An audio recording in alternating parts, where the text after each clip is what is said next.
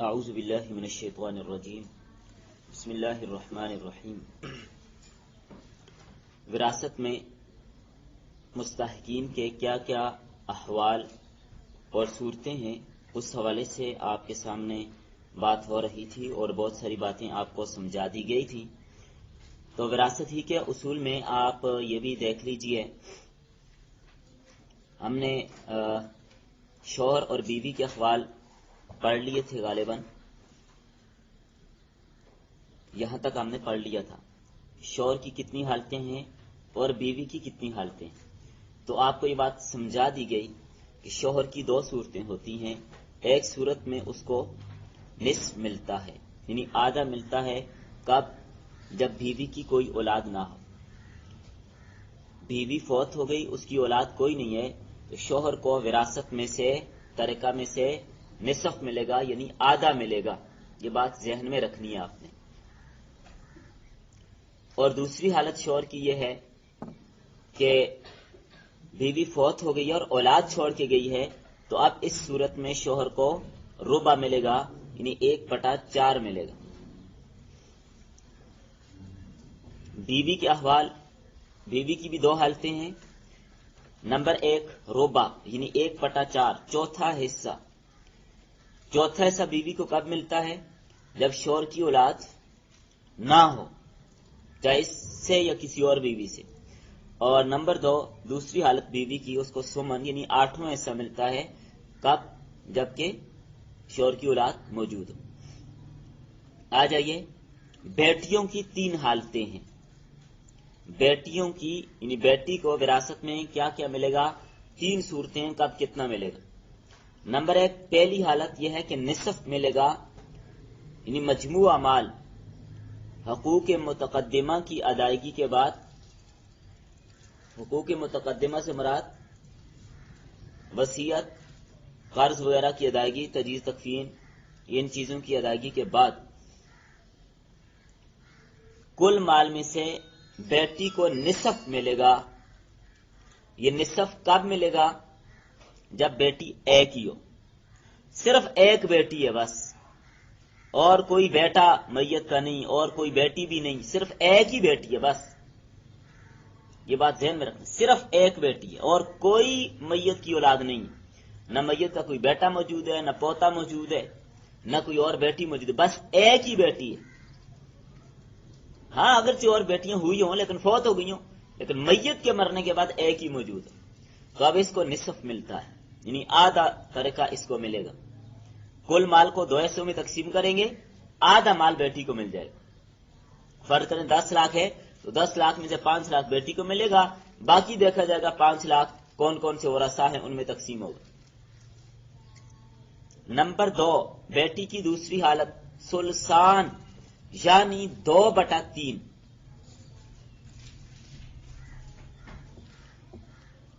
اس کو ثلثان کہتے ہیں، 2 حصے، 2 ثلث۔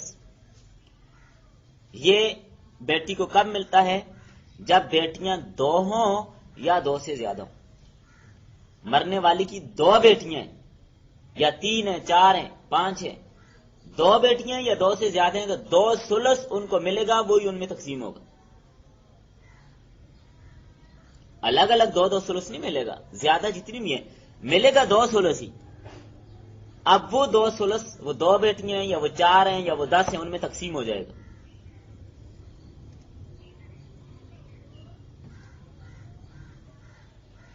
2 ثلث 6 میں سے 4، یعنی ترکے کو 6 حصوں میں تقسیم کر دیں تو 4 حصے بیٹیوں کو مل جائیں گے، باقی 2 حصے وہ ورثہ میں تقسیم ہوں گے۔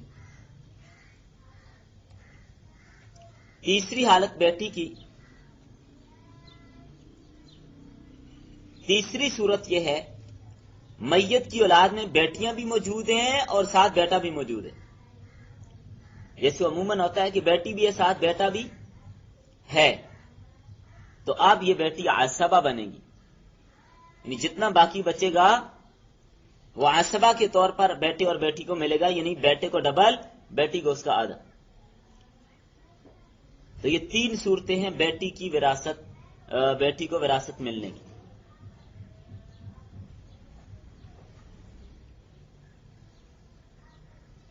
سمجھ آ گئی آپ کو؟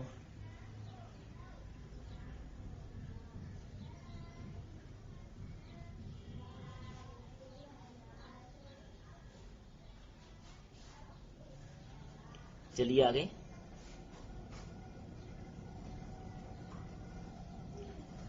پوتی کے احوال.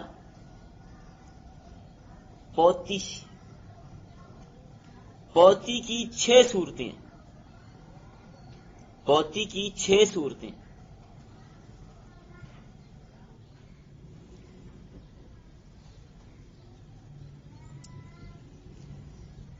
عموماً ان رشتوں کو ملتا نہیں ہے، چونکہ ادھر میت کے ورثاء میں قریبی رشتہ دار موجود ہوتے ہیں. بہرحال احوال سارے لکھیں. نصف. نمبر 1، پوتی کو نصف ملتا ہے، آدھا ملتا ہے. کب؟ جب پوتی ایک ہی ہو اور میت کی کوئی بیٹی موجود نہ ہو. پوتی ایک ہی ہو اور میت کی اپنی بیٹی کوئی بھی موجود نہ ہو تو پوتی کو نصف ملے گا. نمبر 2، ثلثان. 2 ثلث. 2 ثلث پوتی کو کب ملے گا؟ جب پوتیاں 2 یا 2 سے زائد ہوں. وہی 2 ثلث جیسے بیٹی والا مسئلہ تھا. پوتیاں 2 ہوں یا 2 سے زائد ہوں تو ان کو کتنا ملے گا؟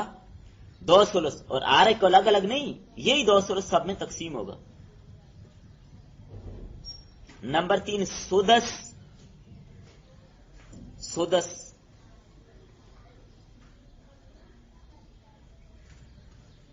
سدس چھٹے کو کہتے ہیں.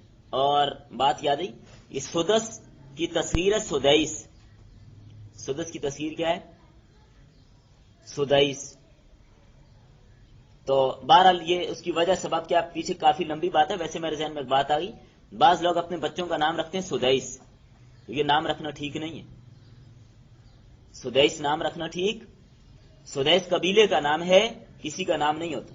شیخ عبد الرحمن السدیس حافظہ اللہ تعالی، یہ سدیس ان کی نسبت ان کے قبیلے کی طرف ہے. نام ان کا عبد الرحمن ہے، سدیس نام نہیں ہوتا. سمجھ آ گئی بات؟ تو بعض لوگ محبت میں آ کر وہ نام رکھتے تھے، اس لیے جمنن میں نے بیچ میں بات عرض کر دی.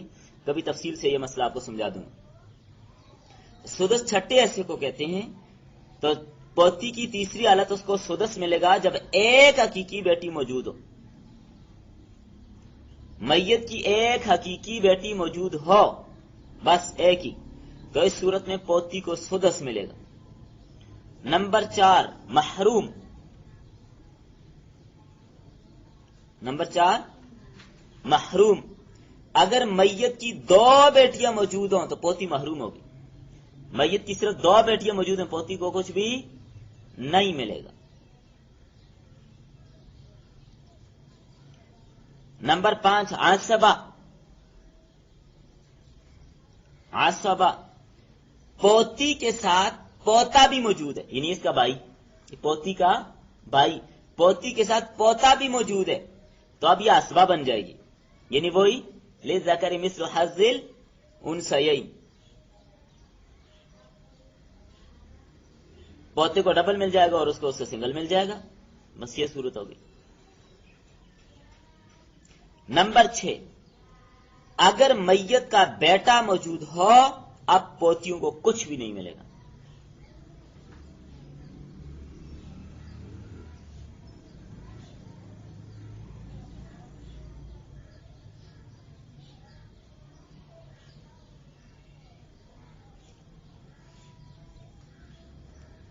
تو یہ 6 احوال پوتیوں کے ہو گئے. حقیقی بہنوں کے احوال. حقیقی بہنیں آپ کو بتا دیا تھا، ماں باپ شریک. تو حقیقی بہنوں کی 5 حالتیں ہیں. نمبر 1، نصف یعنی آدھا، جب یہ حقیقی بہن ایک ہی ہو. میت کی بہن، میت کے بیٹوں کی بہنیں مراد نہیں ہوتی، یاد رکھیے. یہ سب سے بڑی غلطی ہوتی ہے جو ہم یہاں پہ کر جاتے ہیں.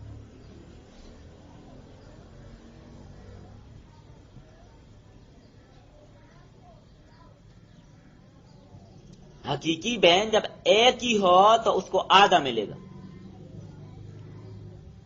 नंबर 2 सुल्सान यानी 2/3 मिलेगा जब हकीकी बहनें 2 या 2 से जायद हों। मैयत की 2 बहनें हों या 2 से जायद हों तो आप हकीकी बहनों को 2 सुलस मिलेगा।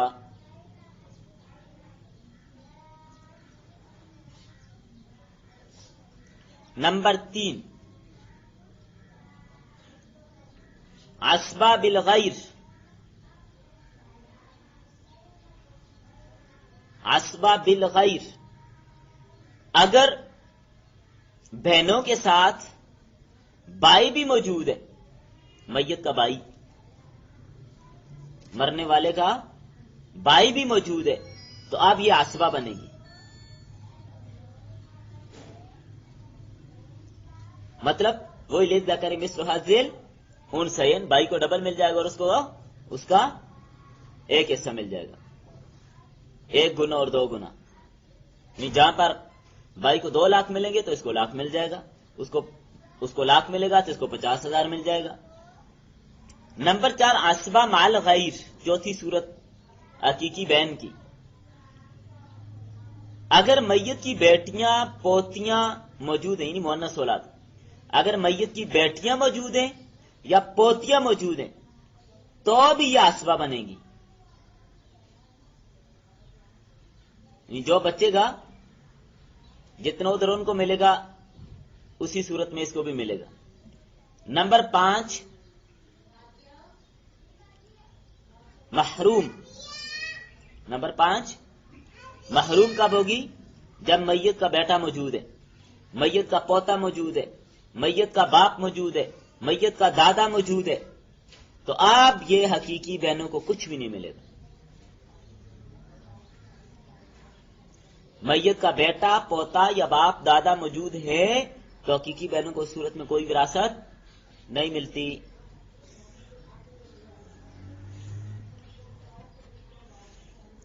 अच्छा, आ जाइए इल्लाती बहनों के अहवाल।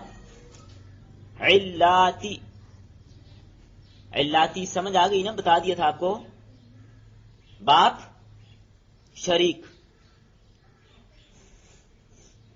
इल्लाती बहनों की 7 हालतें हैं।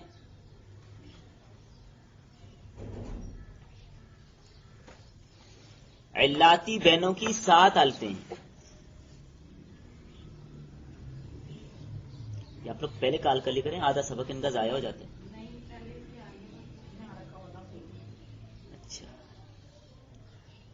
तो 7 हालतें हैं। नंबर 1 निसफ, जब एक ही हो। इल्लाती बहन यानी बाप शरीक बहन जब एक ही हो तो निसफ मिलेगा, आधा ऐसा मिलेगा, बशर्ते के हकीकी बहनें ना हो। मैयत की हकीकी बहनें ना हो, ये शर्त अपने साथ, ये बैनल कौसैन, ये बात जरूर लिखा करें। नंबर 2 सुल्सान, 2 या जायद हों। ये इल्लाती बहनें 2 हों या 2 से ज्यादा हों, बशर्ते के हकीकी बहन मौजूद ना हो, तो इनको 2 सुलस मिलेगा। और यही 2 सुलस चाहे जितने भी उनमें तकसीम होगा, अलग अलग 2 सुलस नहीं होगा, 2 सुलस मिल जाएगा। वो 2 हैं, 4 हैं, 10 हैं, उनमें तकसीम होगा। मतलब 2 सुलस 4 लाख है और बहनें भी 4 हैं तो 1-1 लाख सबको मिल जाएगा। और अगर बहनें 8 हैं तो 50-50 हजार सबको मिल जाएगा। तीसरी हालत सुदस, इल्लाती बहनों की बात हो रही है। सुदस कब मिलता है इल्लाती बहन को? जब हकीकी बहन मौजूद हो। एक हकीकी बहन मौजूद हो, एक, याद रखिए, एक का लफ्ज लिखना होगा आपने। अगर मैयत की एक हकीकी बहन मौजूद हो तो इल्लाती बहन को 6ठा ऐसा मिलेगा।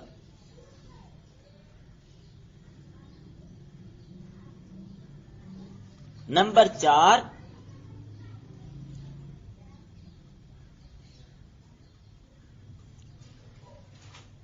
अगर हकीकी बहनें 2 हों तो इल्लाती बहन को कुछ भी नहीं मिलेगा। मैयत की 2 हकीकी बहनें मौजूद है तो इल्लाती बहन को कुछ भी नहीं मिलेगा। नंबर 5 अगर इन इल्लाती बहनों के साथ الاتی بائی بھی ہیں میت کے، الاتی بہنوں کے ساتھ میت کے الاتی بائی بھی ہیں، تو اب یہ اسبہ بن جائیں گی، اسبہ بالغیر ہوں گی، یعنی بھائیوں کی وجہ سے ان کو کتنا ملے گا؟ بائی کا نصف، للذکر مثل حظ الانثیین، تو ایک مرد عورتوں کے برابر لے لے گا۔ 5 ہو گئے، 4 ہوئے، 5 ہوئے۔ نمبر 6، عصبہ مع الغیر، میت کی بیٹیاں پوتیاں موجود ہوں، یعنی میت کی مؤنث اولاد، مذکر نہیں مؤنث، میت کی بیٹیاں موجود ہیں یا میت کی پوتیاں موجود ہیں، تو اب اس صورت میں بچا ہوا یہ لے گی الاتی بہن۔ اور نمبر 7، محروم، اگر میت کا بیٹا موجود ہے، میت کا پوتا موجود ہے، میت کے باپ دادا موجود ہیں، تو اب حقیقی بہن بھائیوں کو کچھ بھی ملتا نہیں ہے۔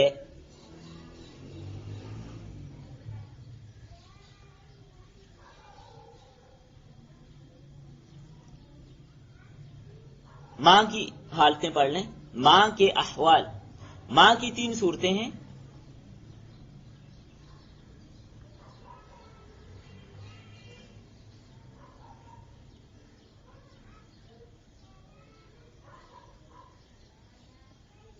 ماں کی 3 صورتیں،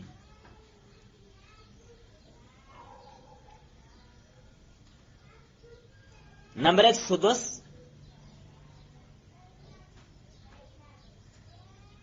یعنی چھٹا ایسا۔ چھٹا ایسا کب ملتا ہے؟ میت کا بیٹا بیٹی پوتا پوتی موجود ہوں،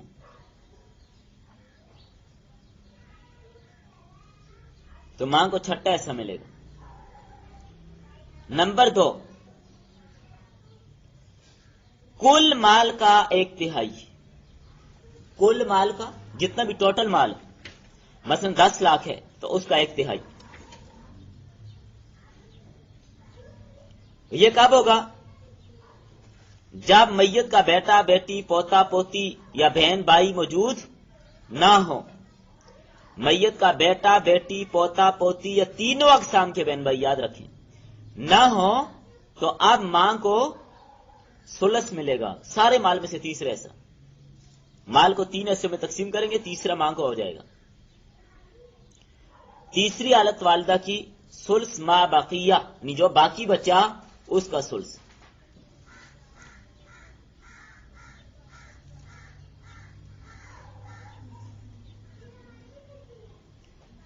اب دیکھیں اس کو میں الگ الگ سمجھاؤں گا، ورنہ عموماً ایک ہی بات کر لی جاتی ہے، آپ کو سمجھ نہیں آئے گی، میں الگ الگ سمجھاؤں گا۔ مرنے والی عورت ہے، مرنے والی میت کون ہے؟ غور توجہ ہوگی تو بات سمجھ آئے گی۔ میت عورت ہے، یعنی عورت فوت ہو گئی۔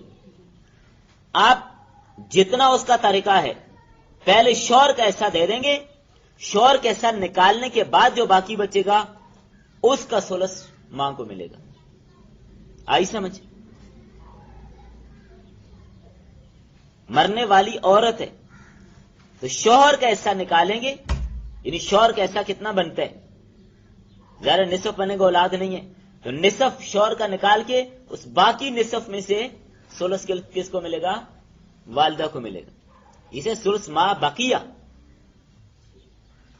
اور دوسری صورت اس کی ہے کہ مرنے والا مرد ہے، مرنے والا مرد ہے، خاوند ہے، تو اس کے مال میں سے اس کی بیوی کا حصہ نکالنے کے بعد ما بقیہ کا ثلث ماں کو ملے گا۔ یہ بات آپ کو سمجھ آئی ہے؟ چلیں، دادی کے احوال، 2 صورتیں دادی کی۔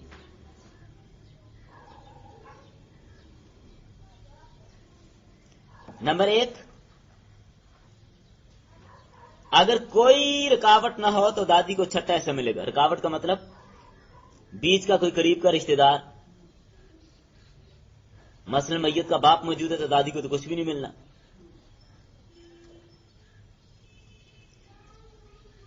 چھٹا ایسا ملے گا۔ نمبر 2، اگر میت کی ماں موجود ہے تو دادی اور نانی کو کچھ بھی نہیں ملے گا. میت کی ماں موجود ہے تو دادی اور نانی کو کچھ بھی نہیں ملے گا. اور اگر باپ ہے، میت کی ماں نہیں ہے، میت کا باپ موجود ہے، تو اب اس صورت میں نانی کو تو ملے گا لیکن دادی کو نہیں ملے گا.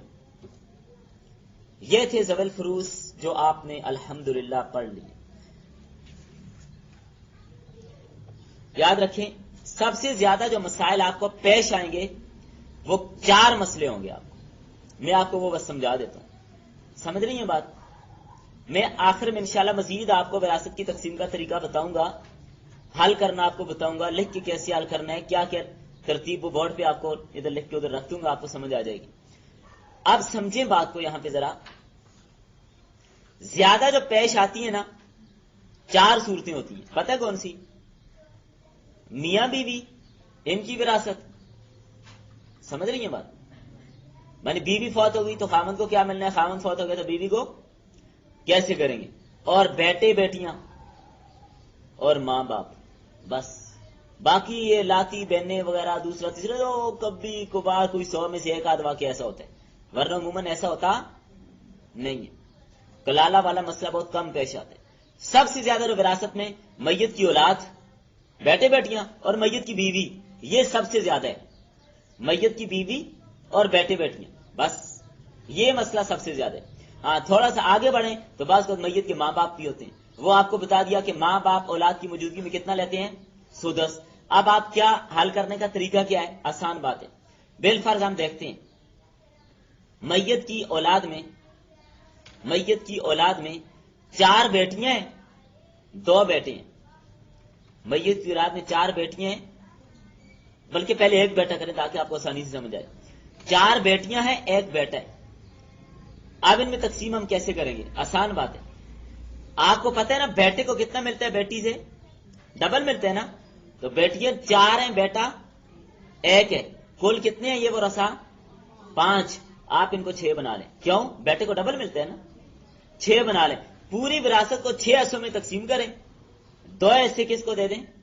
بیٹے کو. باقی کتنے بچے؟ 4. 1 1 1 چاروں بیٹیوں کو دے دیں. اور یوں ہی آپ سمجھ لیجیے بیٹیاں 4 ہیں، بیٹے 2 ہیں. کل ورثہ کتنے ہو گئے؟ 6. تو آپ دیکھیں بیٹوں کو آپ نے کیا کرنا ہے؟ 2 کرنے نا جی. تو یہ 8 ہو گئے. تو 8 حصوں میں پورے مال کو تقسیم کریں. یہ 8 حصے بن گئے ہیں. 8 حصوں میں سے 2 حصے 2 بیٹوں کو مل جائیں گے. 4 یہ ہو گئے. 4 باقی بچے 1 1 بیٹی کو مل گئے. اور ایسے اگر میت کی بیوی موجود ہے کل مال کو 8 پہ تقسیم کر دیں، جب اولاد بھی ہے ساتھ تو کل مال کو 8 پہ، کل ترکہ لکھیں 8 پہ اس کو تقسیم کریں.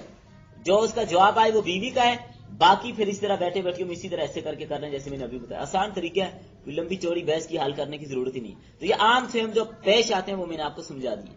باقی انشاءاللہ ترتیب سے آخر میں کوشش کریں گے، اگر وقت رہا تو یہ سارے اصول، ترتیب، اسباب کون بنتے ہیں، کیوں بنتے ہیں، کیوں کہتے ہیں، یہ تفصیل انشاءاللہ پھر کر لیں گے. بس کریں. چلیے اگلی آیت میں. اعوذ باللہ من الشیطان الرجیم، بسم اللہ الرحمن الرحیم. واللاتی، اور وہ عورتیں، یاتینا، جو کرتی ہیں، الفاحشہ، بے حیائی کا ارتکاب، من نسائکم، تمہاری عورتوں میں سے، فاستشہدوا، پس تم گواہ بنا لو، فاستشہدوا، پس تم گواہ بنا لو، علیہن، ان پر، اربعۃ منکم، 4 گواہ اپنے میں سے، منکم اپنے میں سے مطلب مرد. فَإِنْ شَهِدُوا، پس اگر وہ گواہی دیں، فَأَمْسِكُوهُنَّ، پس ان کو روک رکھو، فِي الْبُيُوتِ، گھروں میں، حَتَّى يَتَوَفَّاهُنَّ الْمَوْتِ، یہاں تک کہ ان کو اٹھا لے موت. یعنی ان کو اپنے گھروں میں بند رکھیں، باہر نہیں نکلنے دیں، موت تک گھر میں بند رکھیں اسے. او یجعل اللہ، یا بنائے اللہ تعالی، لہن، ان کے لیے، سبیلا، کوئی راستہ، یا بنائے اللہ تعالیٰ ان کے لیے کوئی راستہ. اب اس آیت کو سمجھے. پہلے ربط لکھیں. ربط گزشتہ آیات میں حدود اللہ سے تجاوز کرنے کا قانون بیان فرمایا گیا. اب اس عام قانون کے بعد بعض خاص صورتیں بیان کی گئی ہیں اور ان کی اصلاح کا طریقہ بیان کیا گیا ہے.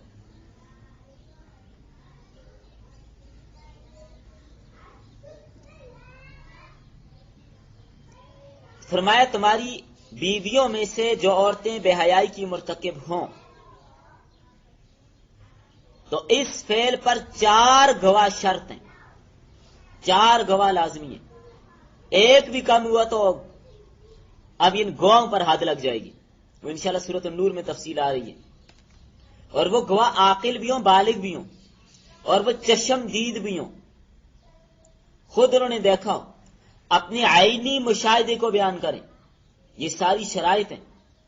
یہ نہیں کہ سنا کہ یہ ایسے ہوا ہے، اس کو کوئی گواہی نہیں کہتے اس معاملہ میں. تو فرمایا ان عورتوں کے لیے کیا ہے کہ ان کو گھروں میں بند رکھو، گھر سے باہر نہ نکلنے دو یہاں تک کہ موت ان کی عمر کو تمام کر دے. یا کوئی دوسری راہ ان کے لیے نکل آئے. اللہ تعالیٰ کوئی دوسری راہ مقرر کر دے، او یجعل اللہ لہن سبیلا، یا اللہ کوئی دوسری صورت بتا دے. جب تک کوئی دوسری صورت نہیں آتی، دوسرا حکم یا فیصلہ نہیں آتا، ان کو گھروں کے اندر قید رکھنے. مسئلہ سمجھیں، یہ حکم ابتدائی اسلام میں تھا کہ جس عورت پر بدکاری کی شہادت ثابت ہو جائے اسے گھر میں قید رکھا جائے تاکہ وہ گھر سے باہر نکلے ہی نہ. اور اس وقت تک جب یہ حکم تھا کوئی حد مقرر نہیں ہوئی تھی. بعد میں سورۃ النور میں حکم نازل ہوا. اس آیت میں جو بتایا، یا بنائے اللہ تعالیٰ ان کے لیے کوئی راستہ، او یجعل اللہ لہن سبیلا، کہ اللہ ان کے لیے کوئی اور راستہ نکالے. وہ راستہ سورہ نور میں آ گیا. وہ راستہ سورہ نور میں بتا دیا کہ شادی شدہ کی سزا سنگسار ہے اور غیر شادی شدہ کی سزا 100 کوڑیں. فَاجْلِدُوا كُلَّ وَاحِدٍ مِّنْهُمَا 100 جلدہ. یہ سب تب ہوگا جب ثابت ہو جائے گواہوں سے، اور وہ 4 گواہ مرد ہوں. عورتیں اگر 1,00,000 عورتیں بھی ہوں، 1,00,000 عورتیں اس بات کی گواہی دیں کہ ہم نے ایسے ایسے دیکھے، پھر بھی گواہی قبول نہیں ہوگی. اور مردوں کی جو گواہی قبول ہوگی اس کے لیے بھی شرائط ہیں. یہ نہیں کہ ہر غیرے کی گواہی قبول ہوگی، نہیں. جو مرد گواہ بن رہے ہیں اس معاملے میں، ان کے لیے شرط یہ ہے ان میں کوئی بے نمازی نہ ہو. اگر کوئی بلا عذر نماز کو چھوڑنے والے اس کی گواہی قبول، جو ننگے سر گھومنے والے اس کی گواہی قبول نہیں، کھڑے ہو کر کھاتا ہے گواہی قبول نہیں، جس کی داڑھی نہیں ہے گواہی قبول نہیں، جس پر زندگی میں ایک بار بھی جھوٹ بولنا ثابت ہو گیا کہ اس نے جھوٹ بولا تھا اس کی گواہی قبول نہیں، جس کے بارے میں ثابت ہو گیا یہ روزہ نہیں رکھتا گواہی قبول نہیں، اور جس کے بارے میں ثابت ہے یہ بلا عذر کے جماعت کے ساتھ نماز نہیں پڑھتا اس کی گواہی بھی قبول نہیں ہے، بلا شرعی عذر کے جمعہ نہیں پڑھتا اس کی گواہی بھی قبول نہیں ہے. تو گواہی تب قبول ہوگی جب باقی شرائط موجود ہو، پھر سزا نافذ ہوگی، اور سزا شادی شدہ کو سنگسار اور غیر شادی شدہ کو کوڑے. نبی صلی اللہ علیہ وسلم نے فرمایا، خذوا عنی قد جعل اللہ لہن سبیلا، اللہ نے ان عورتوں کے لیے راستہ نکال دیا، سنو مجھ سے، میں بتانے لگوں، لے لو مجھ سے وہ حکم. اور وہ آپ نے یہ بات بتا دی سورۃ النور کی آیت. اور یاد رکھیں یہ تفصیل دلائل کے ساتھ میں وہیں پر بات کروں گا جب ہم انشاءاللہ سورہ نور پڑھیں گے. انشاءاللہ سورہ نور میں دلائل کے ساتھ یہ بات کریں گے کیا رجم شریعت سے ثابت ہے یا نہیں. نبی صلی اللہ علیہ وسلم نے اس پر عمل کیا یا نہیں کیا، صحابہ کرام نے اس پر عمل کیا یا نہیں کیا، نبی صلی اللہ علیہ وسلم کے زمانے میں کتنے واقعات ہوئے آپ نے رجم کیا ہے.